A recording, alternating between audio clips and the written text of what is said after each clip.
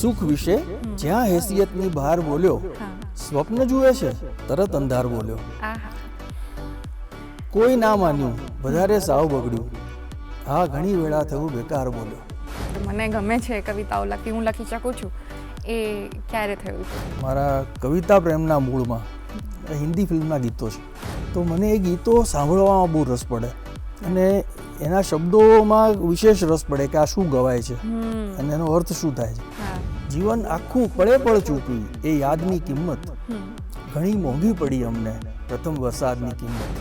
ગીત, ગઝલ, કવિતા કંઈ પણ જે ગવાય છે એ વધારે લોકો સુધી પહોંચે છે અને લાંબો સમય ચાલે છે. હવે આ તારી આંખનો અફીણી તમે સાંભળો અને તમને જે મજા પડે એનાથી વધારે મજા ત્યારે પડે કે વેણીભાઈ પુરોહિત એનું પઠણ કરતા. સુપ્રભાત દર્શક મિત્રો, ગુડ મોર્નિંગ ગુજરાતમાં હું તીર્થા આપનું હાર્દિક સ્વાગત કરું છું. મિત્રો, વર્ષો પહેલાં એક ગ્રીક ફિલોસોફર હતા પ્લેટો. એમણે એવું કહ્યું હતું કે આર્ટ જે છે ને એ ઇમિટેશન ઓફ કોપી છે. એટલે કોઈ એક સત્ય વસ્તુ હતી કદાચ ક્યારેક, એની કોપીની કોપીની કોપી છે. એટલે એમાં સાચું કશું નથી, એમાં માર્મિક કશું નથી, એમાં ખાલી ઇમોશન્સ છે અને એટલા માટે એ એક લક્ઝુરિયસ ડિસ્ટ્રેક્શન છે. તમારા રાહથી તમને ભટકાઈ દેવા માટેનું એક સાધન છે, બીજું કંઈ જ નથી. આ એમણે વર્ષો પહેલાં કહ્યું હતું. હવે અમુક વર્ષો પહેલાં જ એક હોલિવૂડના સરસ એક્ટર છે ઇથન હોક, એમણે આના વિશે જ એક વાત કરેલી જે મને લાગે છે કે એ સાંભળવી વધારે જરૂરી છે અને એ એના જવાબ રૂપે હોઈ શકે છે. તો એમણે એવું કીધું કે માની શકાય નોર્મલ વ્યક્તિના લાઈફમાં જ્યારે પણ એમના મગજમાં આવે કે આર્ટની અત્યારે મારે શું જરૂર છે, મારું તો જીવન હું જીવી રહી છું નોર્મલી અને કશું જ પ્રોબ્લેમ નથી થઈ રહ્યો, તો આર્ટની કે કવિતાની કે લિટરેચરની મારે જરૂર શું છે? કંઈ નથી ને, તો ઇટ ઇઝ ઓલ ફાઇન. પણ માણસને કલાની, આર્ટની જરૂર પડે છે ક્યારે? કવિતાની જરૂર ક્યારે પડે છે? તો એમણે એવું કીધું કે ત્યારે જ્યારે માણસના જીવનમાં એવું કંઈક ઘટે છે જેના કારણે એની અંદર કંઈક તૂટે છે.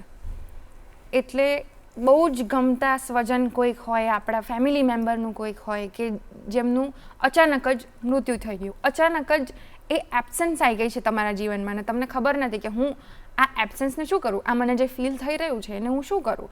અથવા કોઈક બહુ જ ગમતું વ્યક્તિ તમને છોડીને જતું રહ્યું છે, તમારું દિલ તૂટી ગયું છે, હાર્ટ બ્રેક થઈ ગયો છે, તમે વર્ણવી નથી શકતા કે આ વસ્તુ શું થઈ રહી છે, આ મને જે અનુભવાઈ રહ્યું છે, આ લાગણી છે એ શું છે એ પણ નથી ખબર. તો હું આ વસ્તુ કહું કોને? એ જ્યારે મોમેન્ટ આવે. અથવા તો આનાથી એકદમ ઓપોઝિટ પણ હોઈ શકે કે તમને ખરેખર કોઈની પ્રત્યે એટલો બધો પ્રેમ થઈ ગયો છે, તમને એવું લાગી રહ્યું છે કે હું પાગલ થઈ રહ્યો છું, મને સમજણ નથી પડતી કે હું કોઈકને આટલો બધો પ્રેમ કરી કેવી રીતના શકું. એકદમ એક્સ્ટેટિક લેવલ પર હો તો જે લાગણીઓ જે તમે ખુદ વર્ણવી નથી શકતા, તમે અનુભવો છો ત્યારે તમને બહુ જ બધું ફીલ થઈ રહ્યું છે, ઓવરવેલ્મ ફીલ થઈ રહ્યું છે. પણ એ ઓવરવેલ્મ ફીલ જે થઈ રહ્યું છે હું કોને કહું, ક્યારે કહું? મને જે અત્યારે લાગણી મારી અંદર છે એ ક્યારે કોઈને થઈ હશે કે નહીં એ નથી ખબર. એ સમયે માણસને આર્ટની જરૂર પડે છે. ઇમેજિન કરો એક એવા વ્યક્તિ કે જેની પાસે કશું જ નથી અત્યારે, ના એની પાસે સુખ છે, ના સંપત્તિ છે, ના એની જોડે કોઈ છે કે જેને સાથે વાત કરી શકે, સાંભળવા માટે કાન નથી, રડવા માટે કોઈનો ખભો નથી. જ્યારે એની જોડે કશું જ નથી, એકદમ હતાશ થઈ ગયેલો છે અને એકલો છે, હજુ એને ખબર નથી કે એ શું કરે એની જાત સાથે, ત્યારે એ બહુ જ વર્ષો પહેલાં લખાયેલી કોઈ એક કવિતાની ચોપડી લઈને કવિતા વાંચતો હોય ત્યારે કવિ પણ અત્યારે એ જેટલો વલ્નરેબલ છે એટલો જ વલ્નરેબલ હોય અને એ ત્યારે ખુમારીથી કહેતો હોય કે જો મારી સાથે આવું થયું હતું, તને ખબર છે? અને આ વાંચતા વાંચતા એ વ્યક્તિની આંખોમાં ત્યારે પાણી આવી જાય છે. એટલે વર્ષો પહેલાં લખાયેલી કોઈ એક કવિતા અત્યારે આ માણસને દ્રવી નાખે છે. એ જે દ્રવી નાખે છે ને એ દ્રવ્ય આર્ટ છે.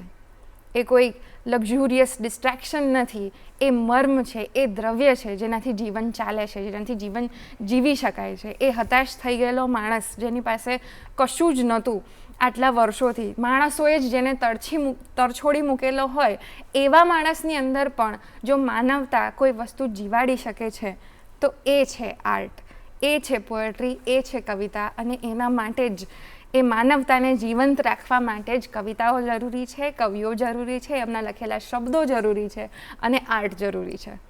આજે આપણે મળવાના છે એવા જ એક આર્ટિસ્ટને, એક કવિને કે જેમના શબ્દો દ્વારા એમણે માનવતા આટલા બધા વર્ષો સુધી જીવંત રાખી છે. ખબર નથી ક્યાંક કોઈકને એમના શબ્દો એટલા હૃદયને સ્પર્શી ગયા હશે.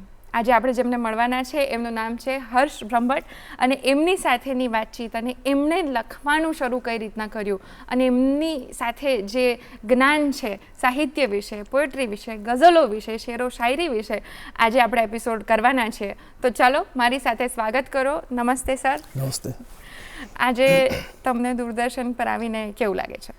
ખૂબ આનંદ થાય છે. આમ તો હું ઘણી વખત આવેલો છું, પણ વચ્ચે એક બહુ મોટો વિરામ આવી ગયો અને આજે ફરીથી આવવાનું થયું અહીંયા, એટલે એક આનંદ છે એના માટે.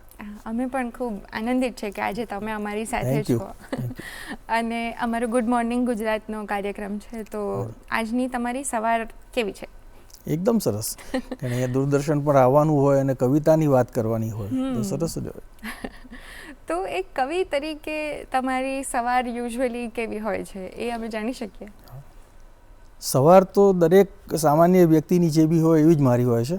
કવિની કોઈ વિશેષ સવાર નથી હોતી, કારણ કે કવિતા એક તમારો રસનો વિષય છે, માટે તમે એમાં કામ કરો છો. પણ આર્થિક ઉપાર્જનની પ્રવૃત્તિ માટે તમારે જે કામો કરવા પડે, નોકરી કરવી પડે, નોકરી પર જવું પડે, કામ કરવું પડે, તો એ બધી બાબતોથી જ સવાર તો શરૂ થાય.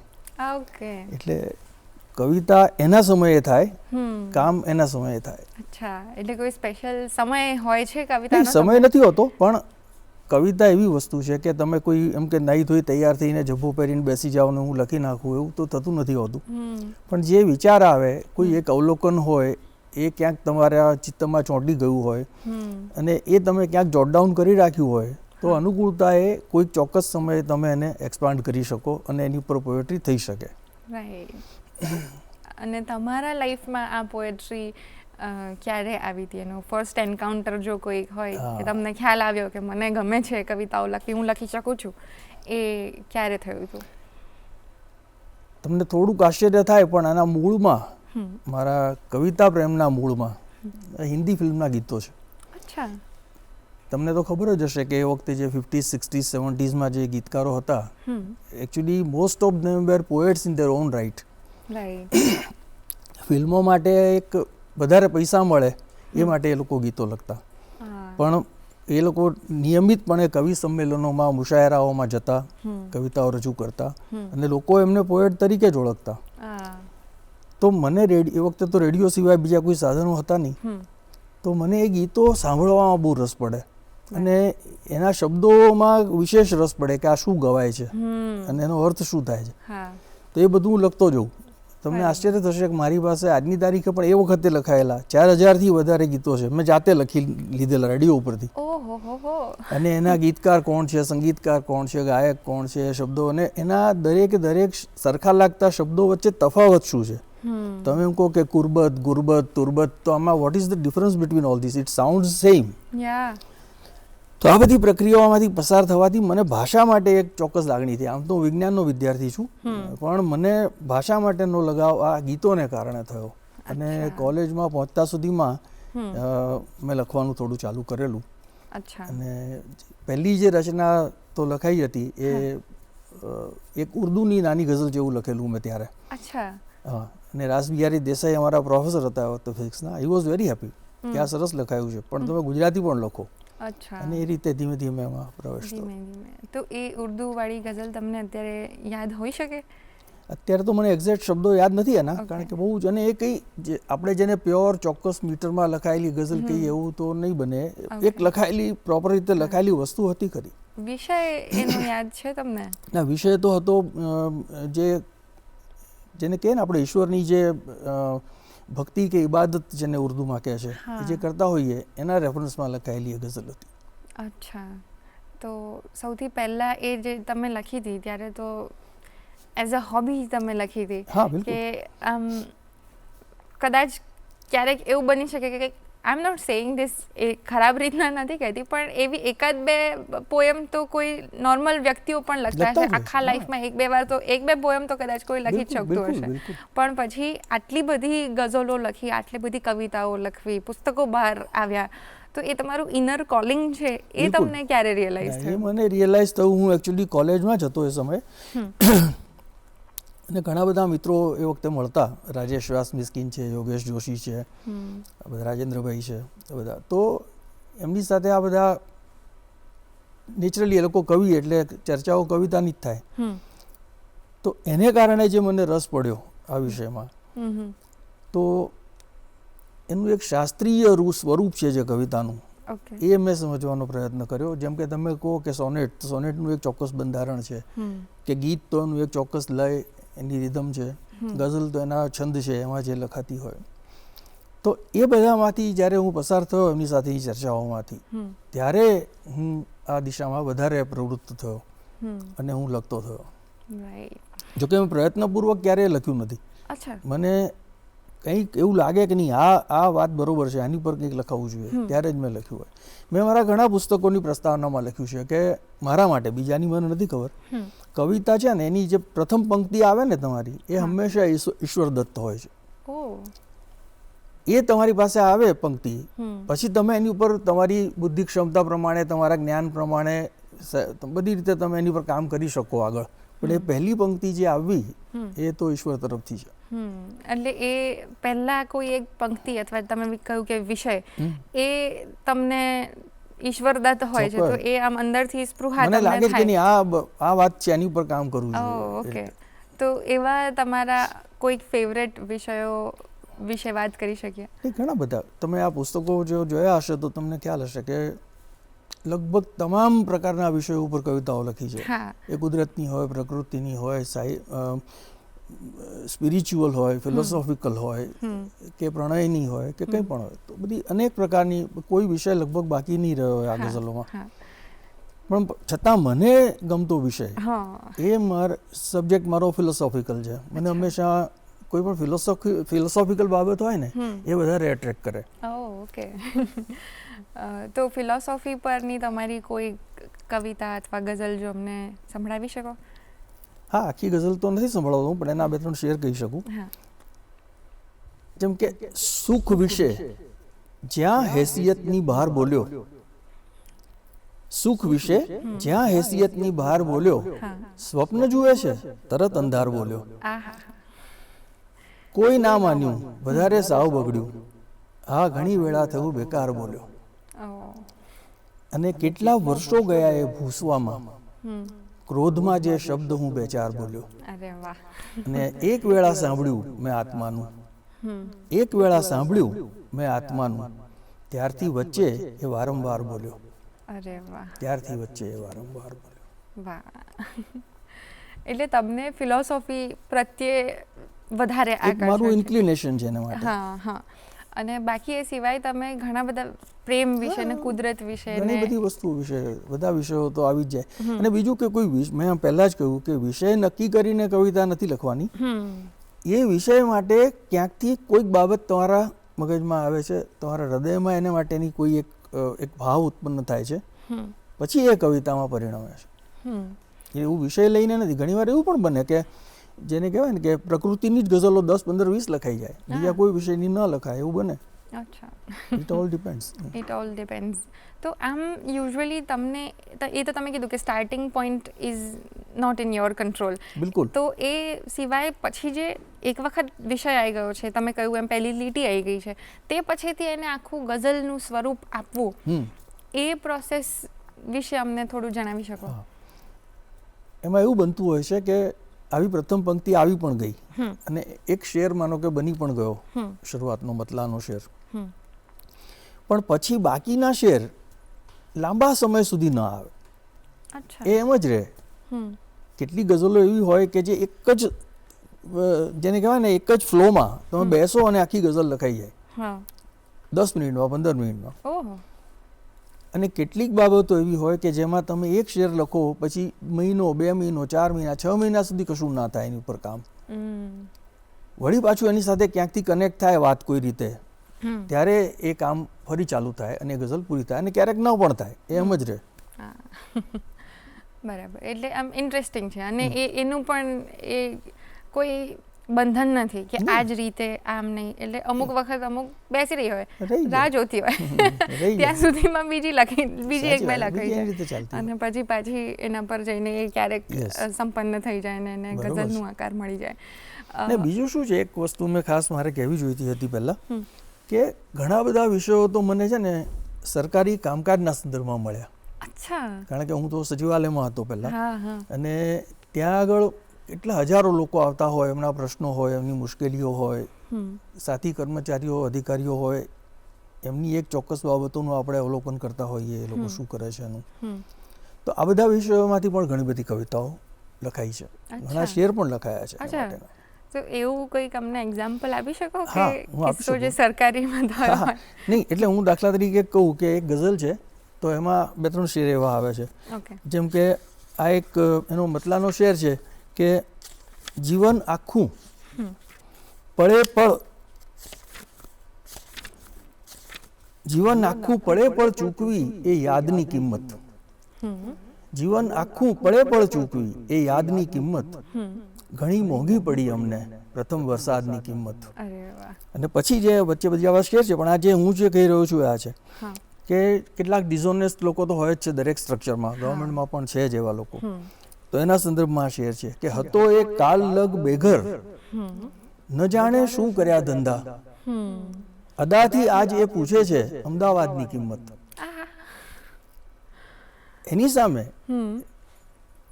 જેને કહેવાય ને કે તમે ઓનેસ્ટ, આઉટરાઇટ ઓનેસ્ટ લોકો, કે જે એક પણ ખોટું કામ ન કરે, એવા પણ લોકો છે અને બેલેન્સ એમને જ કારણે છે.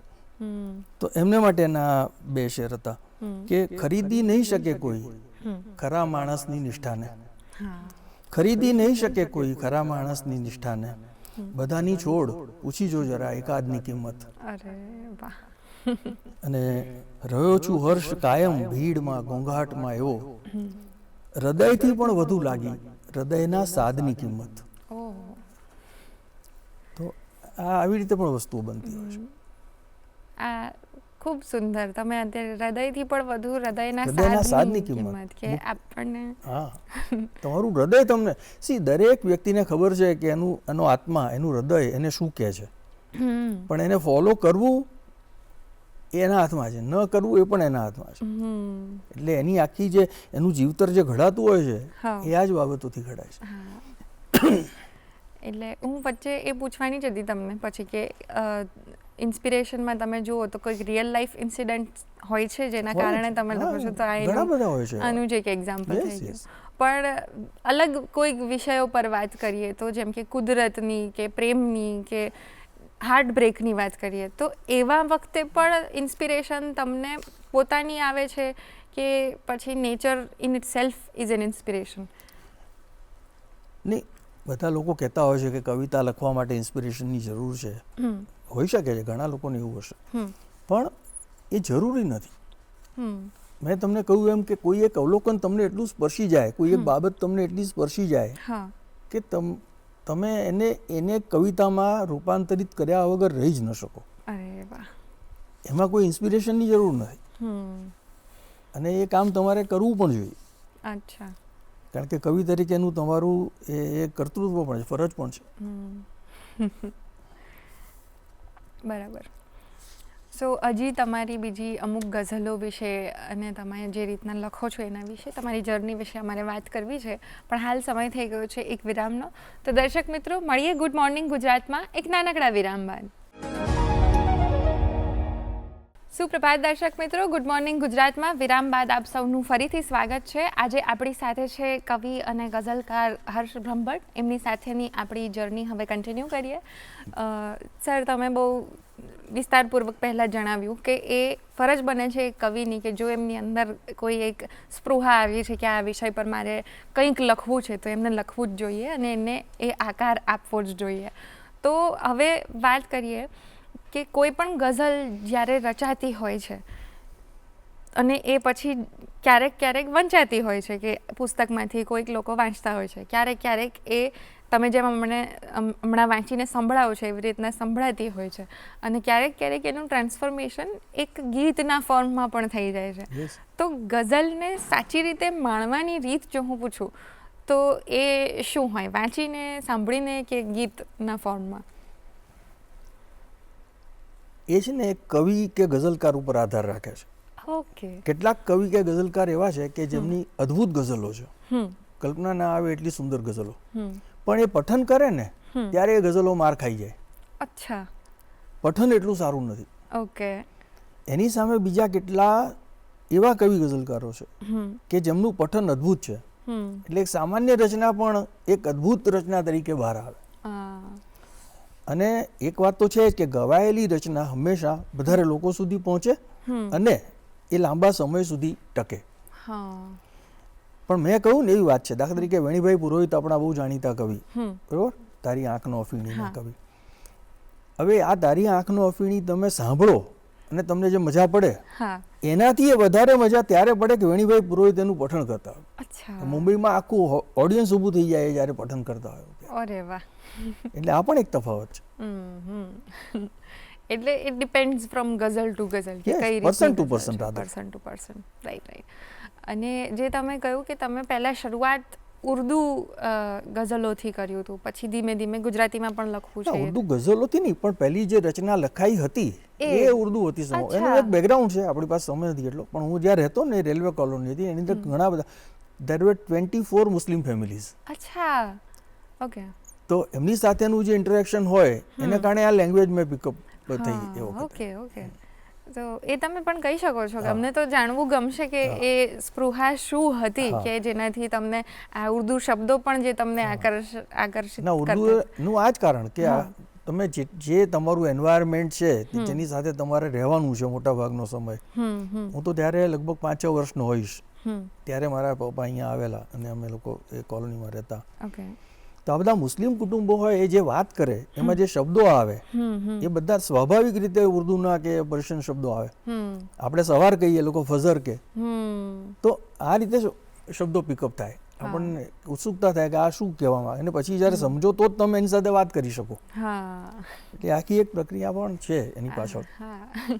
તો તમને રસ હતો એટલે તમે પછી ઉર્દુ શીખ્યા હતા અથવા વાતચીતથી? ના, હું શીખ્યો નથી, પણ આ રીતે વાતચીતથી ને પછી મેં કહ્યું કે ફિલ્મી ગીતોમાં હું ઉતર્યો અને એમાં બધા લખ્યા ને એમાં મેં પછી એને શબ્દો બધા મને ન સમજાય એ લખી રાખતો હું. અને અમારે ત્યાં સામે એક સૈયદ કરીને હતા પ્રિસ્ટ, એ બધાને કુરાન ભણાવે ને આ બધું કરે, એનું કામ કરે. તો એમની પાસેથી હું એના અર્થ પૂછું ને બધા લખેલું. એમ કરતાં કરતાં તો આખી એક જેને કહેવાય ને કે નાની ડિક્શનરી મારી તૈયાર થઈ ગયેલી ઉર્દુની. એટલે શબ્દો પકડવા બહુ અગત્યની વસ્તુ છે ઉર્દુમાં. અને એમાં તો નુક્તાથી માંડીને બધી જ વસ્તુઓનો તફાવત. તમે સાગર બોલો તો આ દરિયો થઈ જાય, પણ સાગર નીચે નુક્તા મૂકો એટલે જામ, એવો અર્થ થાય. તમે કહો ને કે કોઈ સાગર દિલ કો બહેલાતા નહીં, તો એમાં એ સાગર એટલે દરિયો નથી કહેતો. એકદમ એમાં પણ માઇન્યુટ ડિટેલ્સ છે એટલી બધી કે જે ધ્યાનથી તમારે સમજવી પડે ને સાંભળવી તો પડે ડેફિનેટલી. તો હું એમ કહેવાની હતી કે ઉર્દુ કોઈ ગઝલ અથવા શેર થાય તો પણ તમે કંઈક જો ગુજરાતીમાં સંભળાવવાનો હોય તો અમને એ પણ ગમશે તો ખરું. અરે નહીં, એ બધું એક જ છે. એમાં તો ભાષા તો બદલાય પણ સાહિત્ય તો સાહિત્ય જ છે. ઉર્દુ ગઝલોનું હમણાં એક સંપાદન કર્યું, શકીલ જમાલી આપણા બહુ જાણીતા ઉર્દુ શાયર છે એમણે.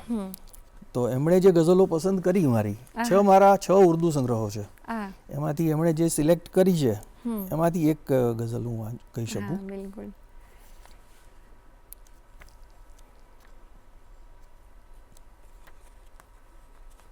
જેમ કે આ એક ગઝલ છે કે બીતે હુએ દિનો કા સાયા નજર में मत रख, बीते हुए दिनों का साया नजर में मत रख, एक अजनबी को ऐसे तन्हा नगर में मत रख, एक अजनबी को ऐसे तन्हा नगर में मत रख, तुझको ही वरना एक दिन खा जाएंगे अंधेरे, तुझको ही वरना एक दिन खा जाएंगे अंधेरे, सूरज को कैद करके अपने ही घर में मत रख. અને એનો આ એક શેર છે કે હસરત, તમન્ના, ઇશરત, ઉમ્મીદ, આસ, નિસ્બત, આ બધી વસ્તુઓ. हसरत, तमन्ना, इशरत, उम्मीद, आस, निस्बत, सामान इतना ज्यादा छोटे सफर में मत रख, सामान इतना ज्यादा છોટે સફર મેં મત રખ, એટલે આ પ્રકારના શેર આમાં બધા આવે છે. હા. અને જ્યારે પણ કોઈ શેર અથવા ગઝલ હોય છે એ કનેક્ટ જલ્દી થતી હોય થાય છે. છે, yes. કોઈ અમુક પ્રકારની કવિતાઓ હોય છે પણ એ સમજવામાં અઘરી હોય, વાંચવામાં અઘરી હોય અથવા સરળ હોય તો એ અપીલ નથી કરતી. બટ ધ મોમેન્ટ એ એક શેર તરીકે સાંભળવામાં આવે તો ખૂબ મજા આવતી હોય છે. તો સાચી એ ઓડિયન્સ સાથે કનેક્ટ ગઝલો કેમ કરે છે? એ એટલા માટે કરે છે કે ગઝલ એ એક કવિતાનું બહુ જ વિશિષ્ટ સ્વરૂપ છે. ઓકે. તમને જાણીને નવાઈ લાગશે કે ગુજરાતીમાં તો એક તબક્કા સુધી ગઝલને કવિતા ગણતા જ નહોતા. એને રેકગ્નિશન જ નહોતું કવિતા તરીકેનું. અચ્છા. એને માટે એક આખો જેને કહેવાય ને કે વિદ્રોહી કવિઓ બધા, ચીનુ મોદી, લાભશંકર ઠાકર, રાજેન્દ્ર શુક્લ, આદિલ મંસૂરી, આ બધાએ રે મઠની સ્થાપના કરેલી. અને એમાં આ ગઝલને જ કવિતા તમારે ગણવી પડે એવા એક પેલા સાથે એમણે કામ કર્યું. અચ્છા. અને એટલું બધું કામ કર્યું એમણે કે ફાઇનલી ગઝલનું એક્સેપ્ટન્સ થયું કવિતા તરીકે. અને અત્યારે આખી રિવર્સ પરિસ્થિતિ એ છે કે ગઝલ એટલે જ કવિતા એવું લોકો માને છે. હા.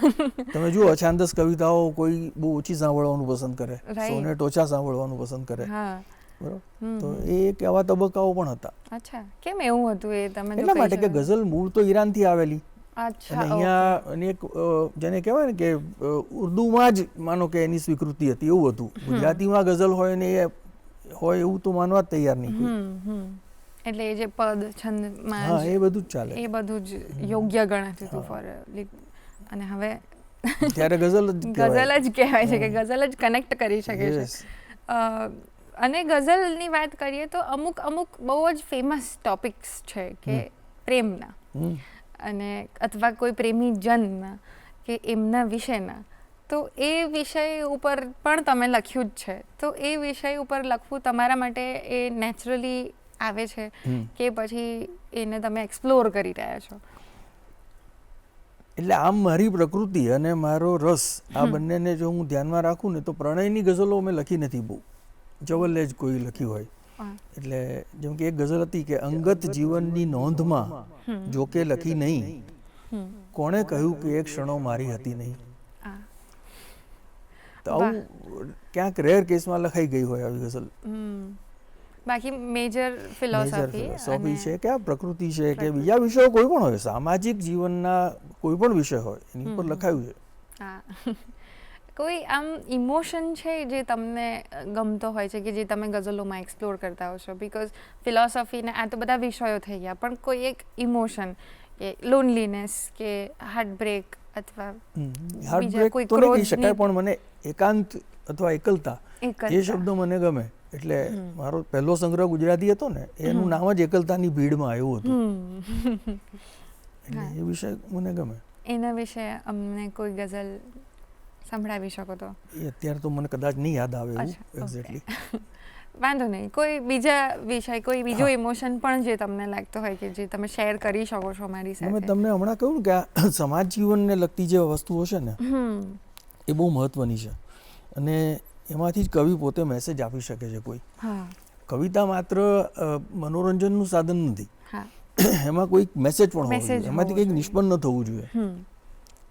જેમ કે આ એક ગઝલ છે કે હર ગઝલ રૂપે જીવાતી જિંદગીની વાત છે. તમે જે જીવો છો એ જ લખાવવું જોઈએ, અધરવાઇઝ ઇટ ઇઝ હિપોક્રેસી.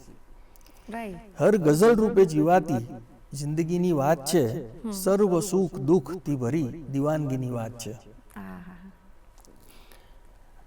આ શેર છે કે માત્ર બુદ્ધિથી સમજવા આમ ફાફા માર નહીં, માત્ર બુદ્ધિથી સમજવા આમ ફાફા માર નહીં, આંખ મીચી જો જરી આ બંદગીની વાત છે. આંખ મીચી જો જરી આ બંદગીની વાત છે. અને જે ઘટનાઓ બનતી હોય છે એ કવિ કેપ્ચર કરતો હોય છે કે હર વખત કેવળ કુતૂહલવશ ન જા ટોળામહી, હર વખત કેવળ કુતૂહલવશ ન જા ટોળામહી, લાજ લૂંટાઈ રહી શર્મિંદગીની વાત છે.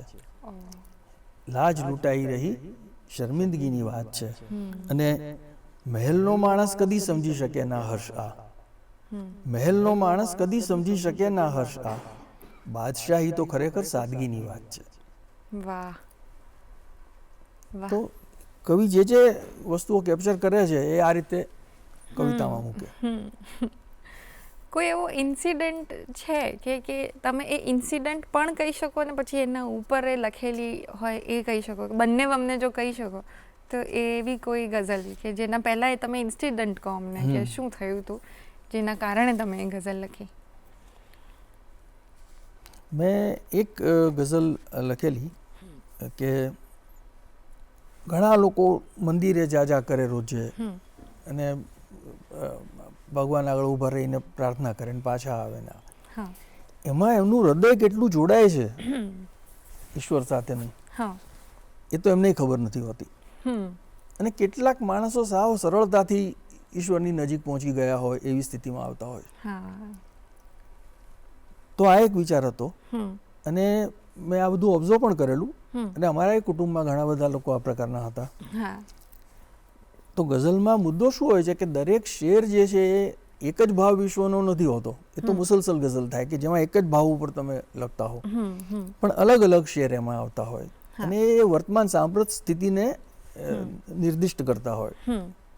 તો એવી એક ગઝલ હતી કે કંઈકને મૂર્તિમહી પથ્થર મળ્યા હતા, કંઈકને મૂર્તિમહી પથ્થર મળ્યા હતા, કંઈકને રસ્તે જતા ઈશ્વર મળ્યા હતા. કંઈકને રસ્તે જતા ઈશ્વર મળ્યા હતા. અને આ આપણો અનુભવ હોય છે રોજનો કે સાવ સાચા લાગતા માણસ કનેથી, સાવ સાચા લાગતા માણસ કનેથી સાવ ખોટા ઉમ્રભર ઉત્તર મળ્યા હતા. સાવ ખોટા ઉમ્રભર ઉત્તર મળ્યા હતા. અને આ પણ અત્યારની સ્થિતિ છે કે રોજ ઝઘડી છેવટે છૂટા પડ્યા છે, રોજ ઝઘડી છેવટે છૂટા પડ્યા છે, બેઉ જણના ખૂબ જન્માક્ષર મળ્યા હતા. બેઉ જણના ખૂબ જન્માક્ષર મળ્યા હતા. અને આ પણ છે કે ઉજવ્યા દરેકને ઓપોર્ચ્યુનિટી, તક કુદરત આપતી જ હોય છે, એને કેપ્ચર કરવી એ એના હાથમાં છે. કે ઉજવ્યા સૌએ ભરીને રંગ મનના, ઉજવ્યા સૌએ ભરીને રંગ મનના, એક સરખા સર્વને અવસર મળ્યા હતા. એક સરખા સર્વને અવસર મળ્યા હતા. વાહ, ખૂબ સુંદર છે. હું પ્રોસેસ કરી રહી છું એટલે મને થોડીક વાર લાગે છે કે તમે કહો છો ને એ મને ગમી રહ્યું છે એટલે મારું એમાં હું એમ પૂછું નેક્સ્ટ કે ઘણી બધી તમારી એવી ગઝલો પણ છે કે જેના સંગીત સ્વરૂપે બહાર આવી ચૂકી છે. તો જ્યારે એ ટ્રાન્સફોર્મ થાય છે, અડેપ્ટ થાય છે એક ગીત તરીકે, ત્યારે તમને એક કવિ તરીકે શું અનુભવાય છે? અને એના પણ કોઈ પ્રોઝ અને કોન્સ હશે તો એના વિશે અમને જણાવો. એટલે પહેલાં મેં આપને કહ્યું ને કે ગીત, ગઝલ, કવિતા કંઈ પણ જે ગવાય છે એ વધારે લોકો સુધી પહોંચે છે અને લાંબો સમય ચાલે છે. રાઈટ. તો આ જે કવિતાઓ છે, નો ડાઉટ હું તો નસીબદાર છું કે મારા પુસ્તકોની ખૂબ બધી આવૃત્તિઓ થઈ છે, 5-5, 10-10, 15-15 આવૃત્તિઓ થઈ છે.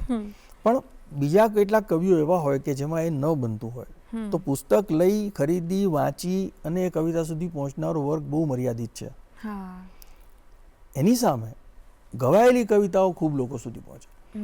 તો જ્યારે આવી રીતે પહેલું આલ્બમ મારું એક આરઝુ નામનું એક આલ્બમ હતું, એ ટી સિરીઝે કર્યું અને ભૂપેન્દ્રસિંહ અને મિતાલીએ ગાયું. અને 8 ગઝલો હતી, 8 એમણે ગાઈ. હું તો પોતે એક વખત એમને ત્યાં રેકોર્ડિંગ માટે હતા ત્યારે હું ગયો હતો પણ ખરો એમની પાસે. તો મને આનંદ એનો થયો કે એ ગઝલો જો હું વાંચું પુસ્તકમાં, મારી જ છે, હું પોતે વાંચું, તોય મને એટલી મજા નહોતી આવતી જેટલી આ ગવાઈ ત્યારે આવે. કારણ કે એક આખુંનું ઓર્કેસ્ટ્રેશન, એની જે કમ્પોઝિશન, એના અવાજનો જાદુ ગાયકના, તો બધી જ વસ્તુઓ જ્યારે ભેગી થાય ત્યારે એક અલગ જ અસર એની ઊભી થતી હોય છે. અને એ જ રીતે એના પછીનું ગુજરાતી આલ્બમ જે બન્યું એમાં પણ આ બધા જ ગુજરાતીના આપણા જેટલા સુગમ સંગીતના કલાકારો છે, પુરુષોત્તમ ઉપાધ્યાય હોય, શ્યામલ સૌમિલ હોય કે આશિષ દેસાઈ હોય, સાધના સરગમ છે, પાર્થિવ હોય છે, બધા એમાં ગાઈ છે ગઝલો.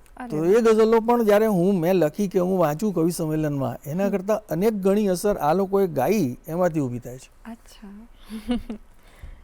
એટલે એ પછીના પણ આલ્બમો થયા, પણ ટૂંકમાં ગવાયેલી રચનાઓનું મહત્વ હોય છે, એક વિશિષ્ટ મહત્વ હોય છે. અને એ કદાચ પેલું કોલેબોરેટિવ આર્ટ પ્રોસેસની પણ વાત થઈ ને કે કલાને બીજી કલાનો માધ્યમ મળશે તો એ જેમ કે એક આલ્બમ કુછ દિલને કહા થયું, તો એની અંદર સોનુ નિગમે એક ગઝલ ગાઈ છે, એક અરિજીત સિંઘે ગાઈ છે, એ બંનેનું તમે જો યુટ્યુબમાં જોશો ને હા તો ઓછામાં ઓછા એની અંદર 20 થી 30 લાખ લોકોના રીચ સુધી પહોંચેલી છે. ઓહો એટલું બધા લોકો એને સાંભળે છે. હા તો આ પણ એક કવિને માટે આનંદનો વિષય હોય છે કે his creation is reaching so many people. Right. એટલે સોંગ રાઇટિંગ તરફ જવાનો વિચાર આવ્યો તો ના, મને નથી આવ્યો. ખાલી ગઝલ જ? એવી તો ખૂબ ઓફરો પણ હતી, કારણ કે મારા પણ ઘણા બધા મિત્રો છે ઇન્ડસ્ટ્રીમાં પણ, અને એ લોકોએ તો મને ઘણી બધી વખત કહ્યું. મેં કીધું પણ આવું નહીં કરી શકું કે કોઈ તમે મને કહો કે આ સિચ્યુએશન છે ને હવે આને માટે લખવાનું, that is not my forte. Okay. પણ છતાં આનંદ તો થાય જ એ વાતનો કે તમે તમારી બનાવેલી કોઈ કૃતિને જ્યારે વધારે લોકો સુધી અને સારા ગાયકો દ્વારા પહોંચી શકે તો એ તો ચોક્કસથી ગમે. તમે બીજી કોઈ કવિતા કહેવાના હતા? એટલે તમે કવિતા તો ઘણું બધું છે, પણ એમાં મને એ કહેવું છે કે કવિતા એટલે માત્ર ગઝલ જ છે એવું નથી. એટલે કવિતા એટલે જેમ કે એક સંગ્રહ મારો છે ને એ અછાંદસ કવિતાઓનો છે. અચ્છા. અને એમાં લઘુ કાવ્યોથી માંડીને ઘણું બધું છે. હવે તમે જો કવિતા ક્યાં બને છે, ખાલી શબ્દોની ગોઠવણીથી કવિતા નથી બનતી. એક ચમત્કૃતિ જ્યારે ઉત્પન્ન થાય એમાંથી ત્યારે એ કવિતા બને છે. રાઈટ. જેમ કે આ એક કવિતા છે નાની લઘુ કાવ્ય બારી, એનું શીર્ષક છે વિન્ડો. બારી બારી ખોલી, સસલાની જેમ તરત અંદર આવ્યો કોમળ કોમળ તડકો, પછી સન્નાટો લઈ આવી બપોર, પછી આવી સુમસામ સાંજ, પછી હળવેકથી પ્રવેશી ઉદાસ રાત, પણ વરસાદની વાછડ જેવો એ સમય રહી ગયો બારી બાર. અરે આ એક પેલો ચમકારો છે કે આ આઈ ડોન્ટ નો સોંગ્સમાં જેને હુક લાઈન કહેતા હોય છે કદાચ એવી રીતના કે આ એટલે કવિતાઓ સૌથી માંથી મેં કહ્યું ને કે વાચકને લાગવું જોઈએ કે નહીં આ બરોબર છે. બાકી કૃતક કવિતાઓ લખવાનો કોઈ નિરર્થક કવિતાઓ લખવાનો કોઈ અર્થ નથી. એવું તો કેટલા બધા લોકો લખે છે અત્યારે. મારો એક શેર છે ગઝલમાં કે બહુ ઓછા છે જે લોકો લખે છે ને મોટા ભાગના લખ કરે છે. એ મેં જોયું તો એ આપણે પછી કહું એ રિવીલ પછી કરું છું. અત્યારે તમે જેમ કીધું કે આ કવિતાઓ છે એટલે કવિતા અલગ છે, ગઝલ અલગ છે. તમે વધારે ગઝલો લખી છે, બાકી કવિતાઓ પણ લખી છે. તો ખાલી કવિતા અને ગઝલ જ હતી કારણ કે તમને જો કોઈ વિષય વિશે વાત કરવી હોય તો તમે એને ગદ્ય રીતના પણ લખી શકો, નોવેલ પણ લખી શકો, because you are creating a world. તો કવિતાઓ અને ગઝલો સુધી જ સીમિત રહેવાનું ગદ્ય પણ હું લખી જ શકું, એમાં કોઈ મુદ્દો નથી. પણ મને એમ થાય કે કવિતામાં જે લાઘવ છે, એક વસ્તુ લખવા માટે ઘણીવાર તમારે ગદ્યમાં 2, 4, 5 પાના લખવા પડે. જ્યારે તમે એ જ વાતને એકદમ સટીક રીતે એક જ શેરમાં કહી શકો. તો એ જે ફોર્મ છે ને એટલા માટે તમને એટ્રેક્ટ કરે વધારે.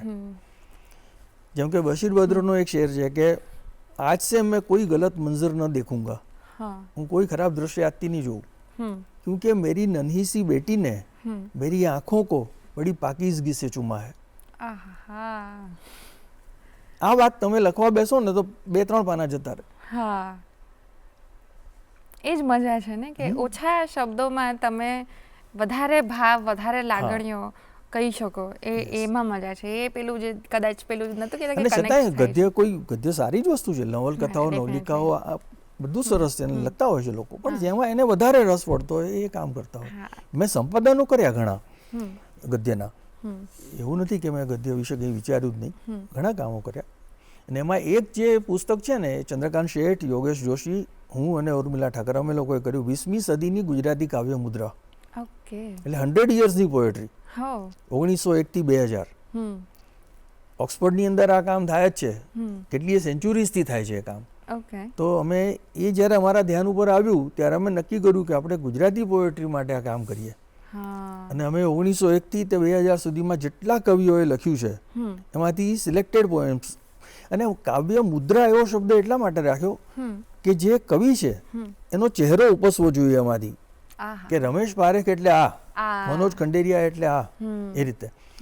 એટલે એમની 15-15, 20-20 રચનાઓ પણ લીધી છે એમાં. ઉમાશંકર જોશીની પણ ઘણી કવિતાઓ લીધી હોય. એની સામે હરિહર ભટ્ટ જેવા કવિ હોય કે જેમણે એક જ પુસ્તક બહાર, તો એમાંથી અમે એક જ રચના લીધી હોય. તો એ રીતે કરીને આ બધા જ કવિઓને ન્યાય મળે એ રીતે એક હું તમને કહી શકું કે આ એક યુનિક પ્રકારનું સંપાદન છે જે કોઈ આ કામ કર્યું નથી. હા, અત્યારે જ બહુ જ ઇન્ટરેસ્ટિંગ લાગ્યું કે આવું વાંચવું ગમે, કારણ કે તમને અગેન ઓછી કવિતાઓમાં આખા એક કવિની અને સૌથી મહત્વનું કવિતાના પ્રવાહ વિશે તમે જાણી શકો કે 1901 થી શરૂ કરીને 2000 સુધીમાં કવિતા ક્યાંથી ક્યાં સુધી પહોંચી. હા, રાઈટ, એ મળી શકે. બીજું આપણે ગઝલોની ને કવિતાની જ વાત કરીએ છીએ તો ઘણા એવા પેલા પૂર્વગ્રહ કહેવાય એવું કે લખવા માટે, ગઝલ લખવા માટે કે કવિ બનવા માટે તો તમારે હાર્ટ બ્રેક થવો હોવો જોઈએ. તો એ વિષય તમે માનો છો? બિલકુલ નહીં, હું તો કોઈ દિવસ માનતો નથી ક્યારે. બીકોઝ આમાં જો અગેન આ છે ને સબ્જેક્ટિવ પરસેપ્શન છે. હા, મારા માટે નથી પણ બીજા કોઈને માટે હોઈ શકે. એમાંથી એ ઘણું લખી પણ શકતા હોય એ લોકો. It is possible. It is possible. અને એ અગેન વિષયની વાત છે. હું એવું કહેતી હતી બીકોઝ એ વિષય ટુ વિષય ડિપેન્ડ કરે છે. જો તમે પ્રેમની ને એવી રીતની હાર્ટ બ્રેક પર જ લખવું હોય તો હાર્ટ બ્રેક હોવું જરૂરી છે. અધરવાઇઝ તમે વિષયને જ નથી ઓળખતા તો એના વિશે શું લખી શકશો? ના, પણ એવું નથી.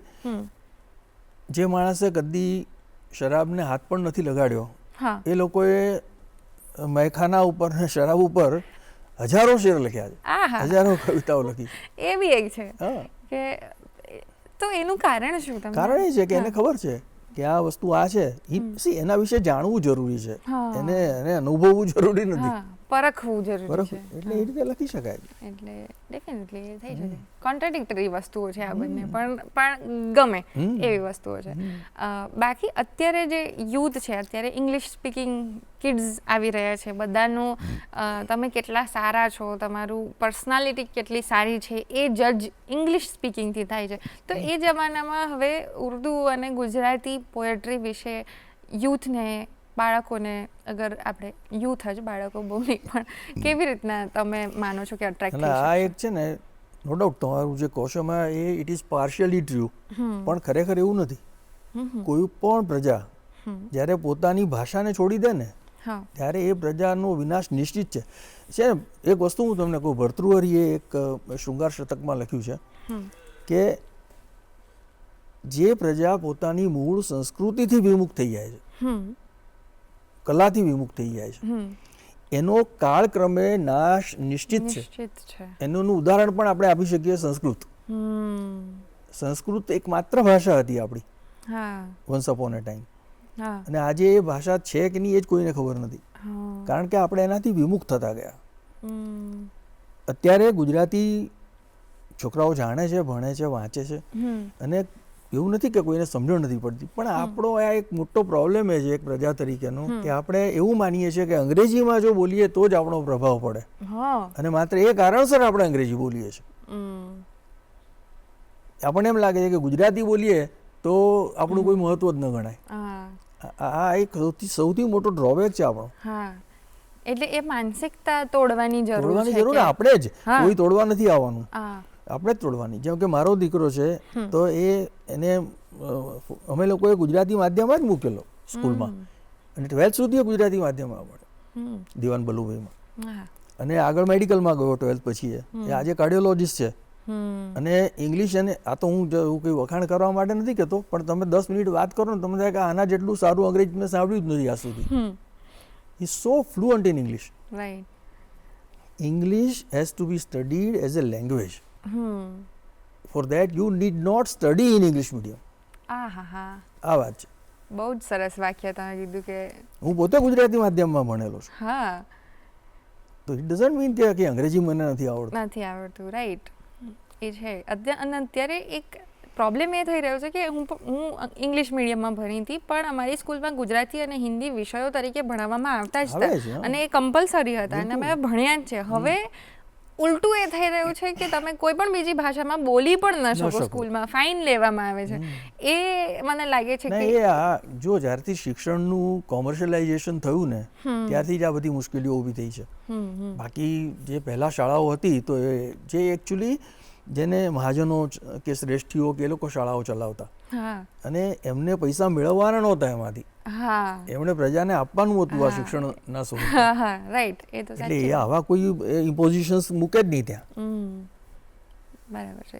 એક આપવાની દ્રષ્ટિએ થતું હતું ને, હવે મેળવવું હોય છે મેળવવું અત્યારે તો લોકોને. પૈસા સિવાય કોઈ મુદ્દો નથી આમ. કોઈ નથી, એ રીઝન હોઈ શકે છે કે હા.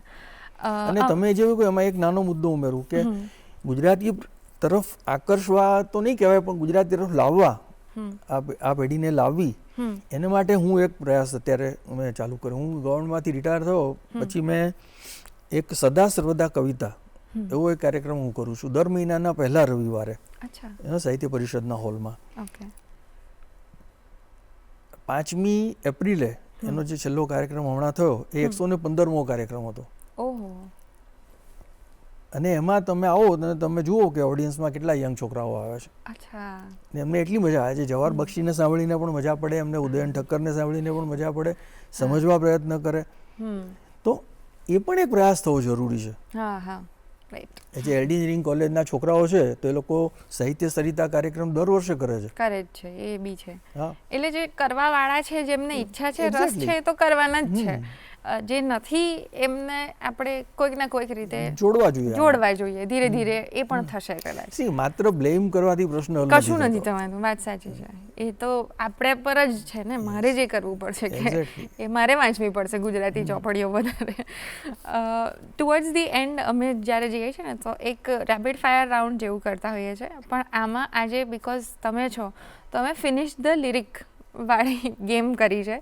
તો હું એવું હશે આગળનો એક શેર અને બાકી અડધો શેર હું તમારી જ કવિતાનો કહું અને છેલ્લા જે હોય એ તમે કહો. બરાબર? બધું ખબર નથી યાદ આવશે કે યાદ ના આવે તો હું કહી દઈશ, આપણે યાદ કરશું બસ તમારી બધી ગઝલોને. ઓકે. સો લાગણી સ્પર્શી અને મૂંગી રહી ગઈ, આવડે એવું બધું વ્યવહાર બોલ્યો. હવે એનો જે છેલ્લો શેર મેં હમણાં જ તમે કીધું, એક વેળા સાંભળ્યું મેં આત્માનું, ત્યારથી વચ્ચે એ વારંવાર બોલ્યો. ઓકે. એનો છેલ્લો શેર છે. એનો છેલ્લો શેર બોલી ગયા. Okay okay. હું નેક્સ્ટ પૂછવાની હતી પણ મને આ ગમે છે એટલે હું ખાલી કહીશ કે કેટલા વર્ષો ગયા ભૂસવામાં, ક્રોધમાં જે શબ્દ હું બે ચાર બોલ્યો. વાહ, બહુ સરસ છે. હવે તમને હું ખાલી એક ઇન્ટરપ્શન કરું કે આ જે શેર છે ને એ વાચાળ શેર છે એટલે લોકો સુધી પહોંચી જાય, પણ તમે જે પહેલા શેર વાંચો ને એ આ ગઝલનો સારામાં સારો શેર છે. કેટલાય લોકો દેખાવ ખાતર તમારે પેલું કરતા હોય છે, તબિયત પૂછવા આવે કે આ કરે તે કરે. લાગણી સ્પર્શી અને મૂંગી રહી ગઈ. લાગણી જેને સાચી છે ને એ બોલતો નથી, એ મૂંગો રહી જાય કે નહીં વિચારાનો પ્રશ્ન. લાગણી સ્પર્શી અને મૂંગી રહી ગઈ, આવડે એવું બધું વ્યવહાર બોલ્યો. રાઈટ. પણ અગેન કદાચ તમે પેલી પંચવાળી વાત કરી હતી એ આમાં છે. પણ પોએટ્રી છે ને એ પંચનો વિષય જ નથી, બટ સ્ટીલ એ તમે જે ચમકારો કંઈક થઈ એવી રીતની વાત છે. નેક્સ્ટ હું કહું, અમને પણ એ કરે છે દંડવત જેમના પ્રત્યે કશો આદર નથી. દ્વાર સુંદર જોઈને ઈર્ષા ન કર, એના દરવાજાની પાછળ ઘર નથી. વાહ. ઓકે. નેક્સ્ટ, ફરે છે સિંહની છાતી લઈને જે, ફરે છે સિંહની છાતી લઈ જે, ન જાણે કેમ દર્પણથી ડરે છે. બહુ ઓછા છે જે લોકો લખે છે ને મોટા ભાગના લખ કરે છે. આ પણ આપણે આવી ગયો પહેલા, પણ કંઈ નહીં. હવે હિન્દી ઉર્દુ શેરમાં જઈએ તો, દિલ કે આંગન મેં યાદ બિખરા કે, अश्क आँखों में भर गया कोई, आईना सामने जो आया तब, आईने से डर गया कोई, मैंने देखा कि डर गया कोई. हाँ हाँ, बट राइट, डर गया कोई. આ પણ બહુ સુંદર છે. નેક્સ્ટ, मेरे हाथों की खुरदुरी में क्या कहूँ, मेरे हाथों की खुरदुरी मैं क्या कहूँ, ये नहीं फैले अब तक किसी की तरफ. खुददारी, ओके ओके, सॉरी. हाँ, मेरे हाथों की खुददारी मैं क्या कहूँ, ये नहीं फैले अब तक किसी की तरफ.